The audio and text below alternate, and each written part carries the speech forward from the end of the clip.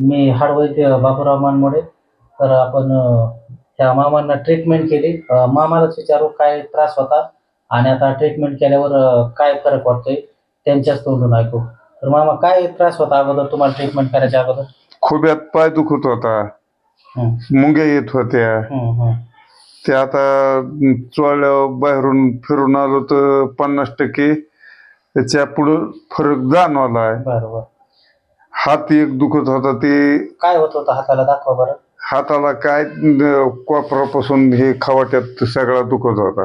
वर होत नव्हता, फिरत नव्हता. आता दाखवा बरं फिरून. आता फिरवतोय, हे होतोय. ठीक आहे. बरोबर.